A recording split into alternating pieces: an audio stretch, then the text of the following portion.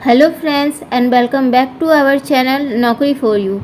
आज हम लोग परफेक्शन आईएएस की तरफ से जो 90 डेज प्लानर चलाया जा रहा है उसके अंडर बिहार स्पेशल के डे 2 को कवर करने वाले हैं। इससे पहले डे 1 जो प्राचीन कालीन बिहार का इतिहास था वो हमारे चैनल पे अपलोडेड है। साथ ही जो है आपको हिस्ट्री के, साइंस के भी वीडियोस परफेक्शन आईएएस के 90 डे प्लानर के हमारे चैनल पे मिल जाएंगे। अगर आपने इन सभी को भी नहीं देखा है तो आप जाके इसे हमारे चैनल पे देख सकते हैं। फ्रेंड्स, एक छोटी सी रिक्वेस्ट है, अगर आप हमारे चैनल पे नए हैं और आपने अभी तक हमारे चैनल को नहीं सब्सक्राइब कर रखा तो जल्दी से सब्सक्राइब वाले बटन को क्लिक करें। और हमारी वीडियो, हमारा मेहनत आपको पसंद आ रहा है तो हमारे वीडियोज़ को लाइक करें, कमेंट करके बताएँ। साथ ही आप ये भी बता सकते हैं कि आपको और भी कौन से टॉपिक से रिलेटेड वीडियोस चाहिए। चलिए शुरू करते हैं आज का ये बहुत ही इम्पोर्टेंट टॉपिक, क्योंकि आगामी बीपीएससी परीक्षा में इससे प्रश्न की संभावना बहुत ही ज़्यादा है। चलिए शुरू करते हैं। तो ये है मध्यकालीन बिहार का इतिहास। तो देख लेते हैं इसमें सबसे पहले प्रश्न को। पहला प्रश्न है, बिहार पर तुर्क आक्रमण के संदर्भ में दिए गए कथनों पर विचार करें व कूट के प्रयोग से सही विकल्प का चयन करें। तो पूछ रहा है इनमें से कौन सा सही है। तो देख लेते हैं, इसका करेक्ट आंसर हो जाएगा ए, केवल 1 और 3। तो देख लेते हैं। पहला है, बिहार पर प्रथम तुर्क आक्रमण मोहम्मद गोरी के सेनापति बख्तियार खिलजी ने किया था। तीसरा, बख्तियार खिलजी ने ओदंतपुरी, यहाँ पे जो है मिसप्रिंट है, ओदंतपुरी व नालंदा को जलाकर नष्ट कर दिया था। आइए बढ़ते हैं इसके एक्सप्लेनेशन पे। भारत में मोहम्मद गोरी ने 3 सेनापति विजय अभियान चला रहे थे, जिसमें से एक सेनापति इख्तियार अल दीन मोहम्मद बिन बख्तियार खिलजी पूर्वी भारत में बिहार बंगाल तक अपना अभियान चला रहा था।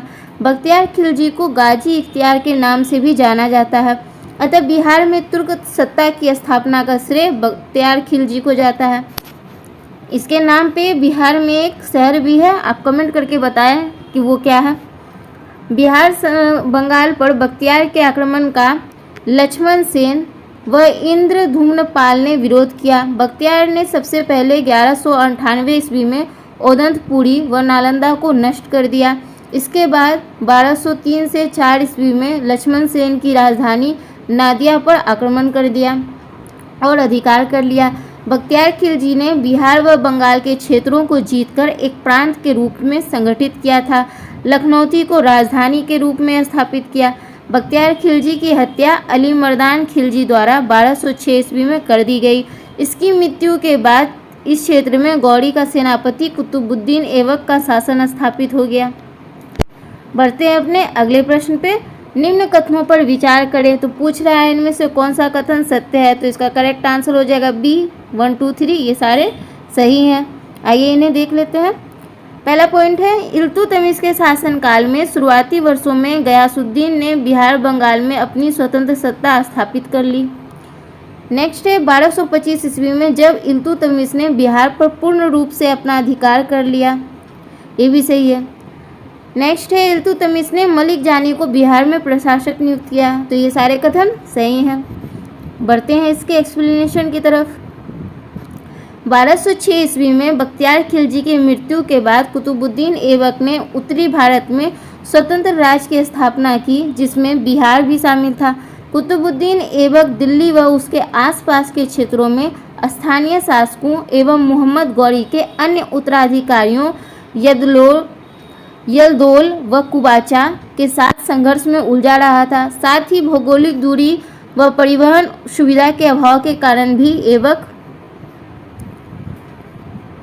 बिहार और बंगाल पर अधिक ध्यान नहीं दे पा रहा था। इस तरह बिहार का क्षेत्र दिल्ली के तुर्क शासकों, बंगाल के शासक एवं बिहार के स्थानीय शासक के बीच संघर्ष का केंद्र बना रहा।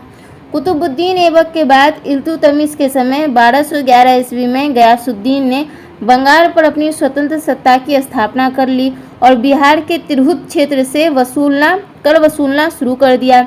1225 ईस्वी में जब दिल्ली में इल्तुतमिश की स्थिति मजबूत हो चुकी थी, इसने गयासुद्दीन को पराजित कर बिहार से बाहर कर दिया और इल्तुतमिश ने जो है बिहार का प्रशासक मलिक जानी को नियुक्त किया। अब बढ़ते हैं अपने अगले प्रश्न पे। अगला प्रश्न है, निम्न कथनों पर विचार करें व कूट के माध्यम से सही विकल्प का चयन करें। पूछ रहा है इनमें से कौन सा सही है, तो इसका करेक्ट आंसर हो जाएगा सी, 1 और 2 दोनों। बिहार क्षेत्र में तुगलक वंश की सत्ता की स्थापना एवं प्रशासन की जानकारी सूफी संत हजरत सरफुद्दीन याहिया मनेरी की रचना मलफूजात एवं मनाकिबुल असफिया से मिलती है। सीरत-ए-फिरोजशाही से फिरोजशाही तुगलक ने 1359 ईस्वी में बंगाल अभियान प्रारंभ किया था। इसके बढ़ते हैं इसके एक्सप्लेनेशन की तरफ। बलबन के बाद तुगलक काल में दक्षिण बिहार सहित उत्तरी बिहार तिरहुत पर तुर्कों का शासन स्थापित हो गया। बिहार क्षेत्र में तुगलक वंश की सत्ता की स्थापना एवं प्रशासन की जानकारी सूफी संत हजरत सरफुद्दीन याहिया मनेरी की रचना मलफूजात एवं मनाकिबुल असफिया से तथा तिरहुत क्षेत्र में तुगलक कालीन पाए गए सिक्कों से मिलती है। गयासुद्दीन तुगलक के बाद फिरोज शाह तुगलक ने 1359 ईस्वी में बंगाल अभियान प्रारंभ किया, जिसकी जानकारी सीरत-ए-फिरोजशाही से मिलती है। अतः दोनों कथन सही हैं। बढ़ते हैं अपने अगले प्रश्न की तरफ। निम्न कथनों पर विचार करें व कूट के माध्यम से सही विकल्प का चयन करें। तो इसका करेक्ट आंसर हो जाएगा डी, ना तो 1 ना ही 2। इनमें से कोई असत्य नहीं है, दोनों सत्य हैं। 1398 ईस्वी में तैमूर के आक्रमण के बाद दिल्ली सल्तनत की केंद्रीय सत्ता कमजोर हो गई तथा विघटन हो गया। विघटन के फलस्वरूप पश्चिम बिहार जौनपुर के सरकी शासकों के अधीन एवं पूर्वी बंगाल के हुसैन शाही वंश के अधीन था। आइए इसके एक्सप्लेनेशन को देखते हैं। तुगलक वंश के समय 1398 ईस्वी में तैमूर ने आक्रमण के बाद दिल्ली पर सल्तनत की केंद्रीय सत्ता कमजोर हो गई तथा विघटन का दौर शुरू हो गया। सैयद एवं लोदी वंश के समय अनेक क्षेत्रीय वंशों का उदय हुआ, जिसमें जौनपुर के सरकी वंश और बंगाल का हुसैन शाही वंश प्रमुख था। इस समय बिहार का पश्चिमी भाग जौनपुर के सरकी शासकों के अधीन तथा पूर्वी भाग बंगाल के हुसैन शाही वंश के अधीन था। अतः बिहार पर अधिकार करने के लिए जौनपुर, बंगाल एवं लोदी वंश के बीच संघर्ष होने लगा। बढ़ते हैं अपने अगले प्रश्न की तरफ। अगला प्रश्न है, 1225 ईस्वी में इल्तुतमिश ने राजमहल पहाड़ी के समीप किस शासक को पराजित कर बिहार पर अधिकार कर लिया? तो इसका करेक्ट आंसर है ए, हिसामुद्दीन इवाज। 1225 ईस्वी में तेलियागढ़ी के समीप इल्तुतमिश ने हिसामुद्दीन इवाज को पराजित किया था। इल्तुतमिश ने मलिक अलाउद्दीन जानी को बिहार में दिल्ली का प्रथम प्रतिनिधि नियुक्त किया। हिसामुद्दीन इवाज ने मलिक जानी को पराजित कर बिहार से भगा दिया। इसके पश्चात इल्तुतमिश का पुत्र, जो उस समय अवध का गवर्नर था, उसने इवाज की हत्या कर दी। 1227 से 29 ईस्वी तक नसीरुद्दीन मोहम्मद ने लखनौती, बिहार तथा अवध पर शासन किया था। बढ़ते अपने अगले प्रश्न की तरफ। दिल्ली सल्तनत के किस शासक ने राजगीर के जैन मंदिरों में दान दिया था? तो इसका करेक्ट आंसर हो जाएगा सी, फिरोज शाह तुगलक। देखते हैं इसके एक्सप्लेनेशन को। राजगीर के जैन मंदिर के अभिलेख से यह ज्ञात होता है कि फिरोज शाह तुगलक ने इन्हें दान दिया था। बिहार शरीफ से फिरोज शाह तुगलक का फारसी अभिलेख मिला है। तुगलक काल में बिहार की राजधानी बिहार शरीफ थी। बढ़ते हैं अपने अगले पॉइंट की तरफ, अगले प्रश्न की तरफ। निम्न कथनों पर विचार करें व कूट के प्रयोग से सही विकल्प का चयन करें। तो पूछ रहा है कौन सा सही है, इसका करेक्ट आंसर हो जाएगा ए, केवल 1 और 2। खिलजी काल में बिहार का क्षेत्र बंगाल शासक रुकनुद्दीन कैकाउस के अधीन था। नेक्स्ट है, दरभंगा के राजा शकड़ सिंह ने अलाउद्दीन खिलजी को रणथंबोर अभियान में साथ दिया था। ये दोनों पॉइंट सही हैं। बढ़ते हैं अपने एक्सप्लेनेशन की तरफ। खिलजी काल में बिहार का क्षेत्र बंगाल के शासन रुकनुद्दीन कैकाउस के अधीन था। दरभंगा के राजा शकड़ सिंह ने अलाउद्दीन खिलजी को रणथंबोर अभियान में साथ दिया। 1297 ईस्वी में अलाउद्दीन खिलजी का सेनापति शेख मोहम्मद इस्माइल और दरभंगा के राजा शकड़ सिंह के मध्य निर्णायक युद्ध हुआ, जिसमें शकड़ सिंह पराजित किया गया। बिहार के शाहपुर से खिलजी कालीन कुछ सिक्के प्राप्त हुए हैं। मोहम्मद बिन तुगलक ने दरभंगा या तिरहुत का नाम बदलकर तुगलकपुर कर दिया। यहाँ से मोहम्मद बिन तुगलक के द्वारा जारी सिक्के के प्रमाण मिले हैं। हमारा अगला प्रश्न है, बिहार में चेर शासकों के संदर्भ में दिए गए कथनों पर विचार कीजिए व कूट के माध्यम से सही विकल्प का चयन कीजिए। तो देख लेते हैं क्या कथन है। पहला है, पाल वंश के पतन के बाद चेरों का उत्थान हुआ। बिहार पर पाल शासन करने वाले पहले जनजातीय वंश थे। और दूसरा है, चेर शासकों को 1612 ईस्वी में भोजपुर के उज्जैनिया वंश द्वारा हार का सामना करना पड़ा, इससे चेरों का पतन हो गया। तो ये दोनों पॉइंट जो है सही है। बढ़ते हैं इसके एक्सप्लेनेशन की तरफ। तो इसके एक्सप्लेनेशन को देख लेते हैं। पाल वंश के पतन के पश्चात चेरों का उदय हुआ। चेर बिहार पर राज करने वाले प्रथम जनजातीय वंश थे। चेर राज्य शाहाबाद, सारण, चंपारण, मुजफ्फरपुर एवं पलामू तक विस्तृत था। दुदलिया नामक चेरों के सरदार का मुख्यालय बिहिया था। भोजपुर के चेरों का मुख्यालय तिरावन था। इसके राजा सीताराम थे। चेरों का तीसरा मुख्यालय चैनपुर तथा चौथा मुख्यालय देव मार्कंडे था। चेर शासकों को 1612 ईस्वी में भोजपुर के उज्जैनिया वंश के द्वारा हार का सामना करना पड़ा। इसके पश्चात चेरों का पतन हो गया। बढ़ते हैं अपने अगले प्रश्न पर। भोजपुर में स्थापित उज्जैनिया वंश का संस्थापक कौन था? तो इसका करेक्ट आंसर हो जाएगा ए, संतन सिंह। संतन सिंह भोजपुर के उज्जैनी वंश का संस्थापक था। इसका मूल नाम देवराज था। 1611 से 12 ईस्वी में चेरों और उज्जैनियों के बीच युद्ध के समय उज्जैनियों का शासक परायण मल था। संतन सिंह का मूल नाम देवराज सिंह था। यह उज्जैनी, डुमरांव, बक्सर एवं जगदीशपुर में एक महत्वपूर्ण शक्ति थे। नेक्स्ट प्रश्न है, चेरों राज्य का संघर्ष किन मुस्लिम राजवंशों के साथ हुआ था? तो इसका करेक्ट आंसर हो जाएगा डी, 145, यानी तुगलक, सूर, मुगल। पाल वंश के उपरांत चेरों वंश ने शाहाबाद, सारण, चंपारण एवं मुजफ्फरपुर के जिलों में अपनी सत्ता स्थापित की थी। चेरों शासकों ने तुगलकों, सूरी शासकों व मुगलों के साथ संघर्ष की। चेरों का संघर्ष उज्जैनियों के साथ भी हुआ। चेरों राजा फूलचंद ने जगदीशपुर मेले की शुरुआत की थी। चेरों शासकों ने तुगलकों, सूरी शासकों व मुगलों के साथ संघर्ष की। चेरों का संघर्ष उज्जैनियों के साथ भी हुआ। चेरों राजा फूलचंद ने जगदीशपुर मेले की शुरुआत की थी। ये क्वेश्चन पूछा जा सकता है, जगदीशपुर मेले की शुरुआत किसने की थी? तो चेरों राजा फूलचंद ने की थी। बढ़ते हैं अपने अगले प्रश्न पर। सिकंदर लोदी ने हुसैन शाह सरकी को पराजित कर किसे बिहार का प्रशासक नियुक्त किया? तो इसका करेक्ट आंसर हो जाएगा बी, दरिया खां नुहानी। सिकंदर लोदी ने 1495 से 96 में जौनपुर के शासक हुसैन शाह सरकी को पराजित कर दरिया खां नुहानी को बिहार का प्रशासक नियुक्त किया। इसकी जानकारी सिकंदर लोदी के बिहार अभिलेख से मिलती है। दरिया खां नुहानी के बाद उसका पुत्र बहार खां नुहानी बिहार का प्रशासक बना। बढ़ते हैं अपने अगले प्रश्न पर। निम्न कथनों पर विचार करें व सही विकल्प का चयन करें। तो पूछ रहा है इसमें से कौन सा कथन सही नहीं है? तो इसका करेक्ट आंसर हो जाएगा डी, केवल 3। ये सही नहीं है, बाकी सभी सही हैं।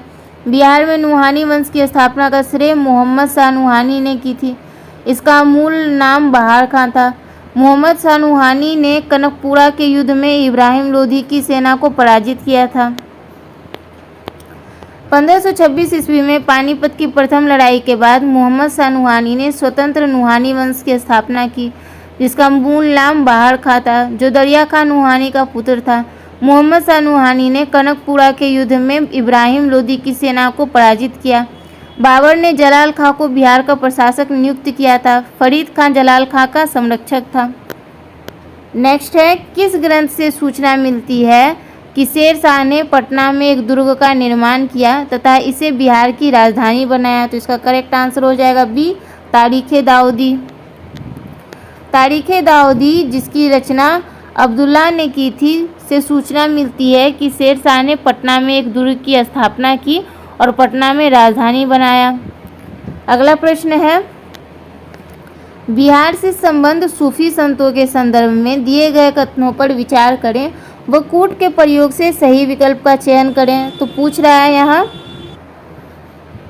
तो इसमें से असत्य कथन जो है वो डी हो जाएगा, ना तो 1 ना ही 2, दोनों सत्य हैं। बिहार में सूफी संतों का आगमन 12वीं शताब्दी में प्रारंभ में हुआ। बिहार आने वाले पहले सूफी मोमिन आरिफ थे। ताज फकीह नामक सूफी संत का संबंध मनेर की विजय से था। बढ़ते हैं इसके एक्सप्लेनेशन की तरफ। बिहार में सूफी संतों का आगमन 12वीं सदी में प्रारंभ हुआ। बिहार में आने वाले पहले सूफी मोमिन आरिफ थे। ताज फकीह नामक सूफी संत का संबंध मनेर की विजय से था। हजरत मखदूम कमालुद्दीन याहिया मनेरी 13वीं सदी के एक सूफी संत थे। उनका आस्थाना पटना बिहार से 29 किलोमीटर दूर मनेर में एक मस्जिद के आंगन में। सूफीवाद शब्द का स्रोत अरबी शब्द सफ़ा है, जिसका अर्थ है पवित्रता। बढ़ते हैं अपने अगले प्रश्न की तरफ। निम्न कथनों पर विचार करें व कूट के प्रयोग से सही विकल्प का चयन करें। तो पूछ रहा है इसमें से कौन सा सही है, देख लेते हैं इसका आंसर। इसका आंसर हो जाएगा सी, 1 और 2 दोनों सही है। वर्तमान बिहार क्षेत्र के लिए बिहार नाम सर्वप्रथम तबकाते नासिरी से मिलता है, ये सही है। बिहार के जनजातीय क्षेत्र के लिए झारखंड शब्द का प्रयोग पहली बार 13वीं शताब्दी में हुआ था। आइए इसके एक्सप्लेनेशन को देखते हैं। वर्तमान बिहार के लिए बिहार नाम का सर्वप्रथम प्रयोग मिनाहुज्जुद्दीन सिराज की रचना तबकाते नासिरी फारसी से मिलता है। बिहार के जनजातीय क्षेत्र के लिए झारखंड शब्द का प्रथम प्रयोग पूर्वी गंगवंश के नरसिंह देव द्वितीय के शासनकाल से ओडिशा क्षेत्र के केंद्रपाड़ा में 13वीं शताब्दी के तांबे की प्लेट्स पर पाया गया। बढ़ते हैं अपने अगले प्रश्न पर। अगला प्रश्न है निम्न कथनों पर विचार करें व कूट के माध्यम से सही विकल्प का चयन करें। पूछ रहा है कौन सा सही है, तो इसका करेक्ट आंसर हो जाएगा सी, 1 और 2 दोनों। मलिक बयां और मजदूल मुल्क तुगलक काल में बिहार प्रांतपति पद पर आसीन रहे थे। सलामी दीवारें व लंबूतरा गुंबद दोनों बिहार शरीफ स्थित मलिक बयां के मकबरे की प्रमुख विशेषता है। ये दोनों पॉइंट सही है। मलिक बयां और मजदूर मुल्क तुगलक काल में बिहार के प्रांतपति पद पर आसीन थे। सलामी दीवारें और लंबूतरा गुंबद दोनों बिहार शरीफ में मलिक बयां के मकबरे की प्रमुख विशेषता है। अगला प्रश्न है शेर शाह द्वारा अफगान राज्य की पुनर्स्थापना किस युद्ध के उपरांत हुई। तो इसका करेक्ट आंसर हो जाएगा ए, कन्नौज या बिलग्राम का युद्ध, जो 17 मई 1540 ईस्वी को हुआ था। इसमें शेर शाह को भारत का सम्राट बना दिया। उसके अदम्य उत्साह और बहादुरी ने मुगल साम्राज्य को अपदस्थ कर दिया तथा भारत में उसने सूर्यवंश की वास्तविक स्थापना की। शेर खान को द्वितीय अफगान साम्राज्य संस्थापक के रूप में जाना गया। अगला प्रश्न है शेर शाह के मकबरे के संबंध में क्या सही है। तो यहाँ पूछ रहा है सही विकल्प का चयन करें। तो करेक्ट आंसर हो जाएगा बी, 1, 2, 3। यह झील के मध्य स्थित अष्टकोणीय आकार का मकबरा है। यह बिहार के सासाराम में स्थित है। मकबरे का निर्माण शेर शाह ने शुरू करवाया तथा इस्लाम शाह सरकी ने इसे पूरा करवाया था। अगला प्रश्न है, इसमें से एक और पॉइंट है, कानूनगो ने इस विषय में लिखा है कि यह बाहर से मुस्लिम और अंदर से हिंदू स्थापत्य कला का उदाहरण है। कनिंघम ने इस मकबरे को ताजमहल से भी सुंदर कहा। ये सभी शेर शाह के मकबरे के बारे में है। चलते हैं अपने अगले प्रश्न की तरफ। शेर शाह द्वारा कौन सा कार्य किया गया। तो करेक्ट आंसर हो जाएगा सी, 1, 2, 3, 4। जब्ती प्रणाली की शुरुआत, सिकंदरी गज एवं सन की डंडी का प्रयोग, रुपये का प्रचलन, पट्टा और कबूलियत प्रथा। शेर शाह का जन्म संभवतः 1486 ईस्वी में हुआ था। उसका पिता हसन खासूर सासाराम का जागीरदार था। एक युवक के रूप में शेर शाह ने सासाराम की जागीर का प्रशासन संभाला और लगान प्रबंध को सुसंगठित किया। इसी क्रम में उसने राजस्व प्रणाली का एक नया रूप विकसित किया, जो कालांतर में उत्तरी भारत के एक विस्तृत क्षेत्र में जब्ती प्रणाली के नाम से लागू हुआ। इस प्रबंध की विशेषता यह थी कि इसमें भूमि की माप के आधार पर लगान निर्धारण किया जाता था। शेर शाह ने सिकंदरी गज एवं सन की डंडी का प्रयोग, रुपये का प्रचलन व पट्टा और काबूलियत प्रथा की शुरुआत की थी। अगला प्रश्न है, निम्न में से कौन सा कथन सही नहीं है। तो इसका करेक्ट आंसर हो जाएगा सी, ये गलत है, बाकी सारे सही है।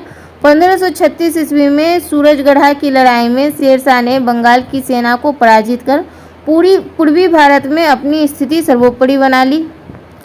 शेर शाह ने पटना में दुर्ग बनवाया, पटना को बिहार की राजधानी बनाया।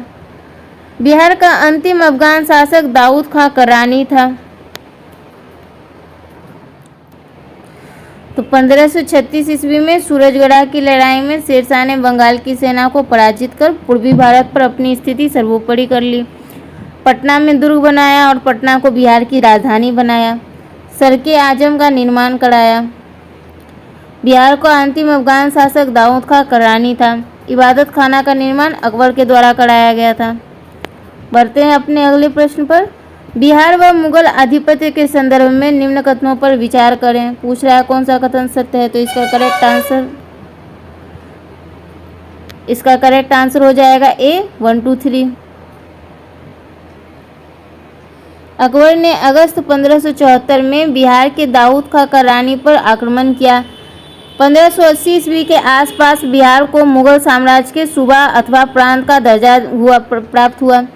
मुगल कालीन बिहार में 7 सरकारें या जिले थी। अकबर ने अगस्त 1574 ईस्वी में बिहार के दाऊद खां करानी पर आक्रमण किया। दाऊद खां करानी बिहार का अंतिम अफगान शासक था। 1580 के आसपास बिहार को मुगल साम्राज्य के सूबा अथवा प्रांत का दर्जा प्राप्त हुआ।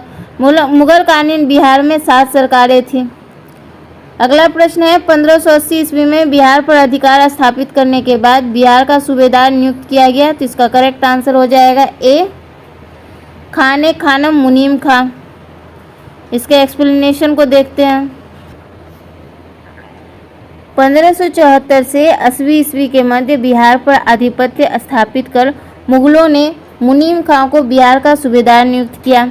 आईने अकबरी के अनुसार मुगल काल में बिहार सूबा 7 सरकारों में विभाजित था। बिहार, मुंगेर, तिरहुत, रोहतास, सारण, हाजीपुर तथा चंपारण। जहांगीर ने बाज बहादुर को बिहार का प्रांतपति नियुक्त किया। मेहरुन्निसा के रुकने के लिए बाज बहादुर ने दरभंगा के नूरसराय नामक सराय का निर्माण कराया था। अगला प्रश्न है निम्न कथनों पर विचार करें व कूट के माध्यम से सत्य कथन का चयन करें। तो पूछ रहा है इसमें सत्य कथन कौन है, तो करेक्ट आंसर हो जाएगा बी 1 2 3। मुगल सरदार राजा मान सिंह की राजधानी रोहतास दुर्ग थी। सही है। मुगल राजकुमार शाहजहां ने अपने विद्रोह के क्रम में बिहार में शरण ली थी। सही है। फर्रुख सियर का राज्याभिषेक पटना में हुआ था। ये सभी पॉइंट सही हैं।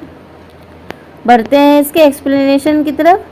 अकबरकालीन बिहार के मुगल प्रांतपतियों में राजा मान सिंह अत्यधिक प्रसिद्ध था। 1587 से 94 ईस्वी के बीच उसने इस क्षेत्र में मुगल सत्ता को सुदृढ़ता प्रदान की।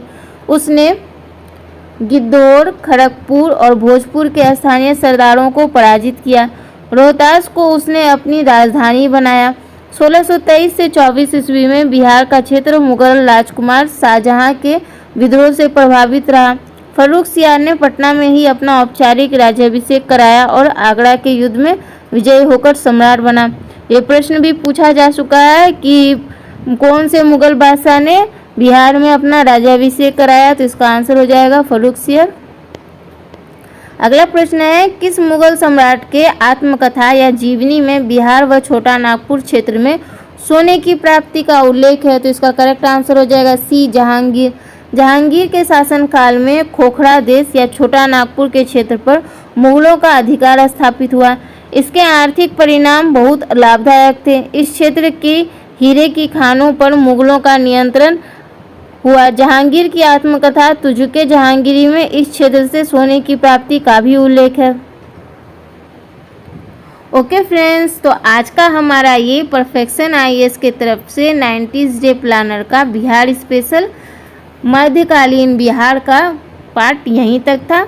इसके बाद आपको जो है हम अगले पार्ट में मिलेंगे। फ्रेंड्स, अगर आपको हमारी मेहनत पसंद आई हो तो ज़रूर हमारे वीडियो को लाइक किए बिना ना जाएं और जल्दी से हमारे चैनल को सब्सक्राइब भी कर दें।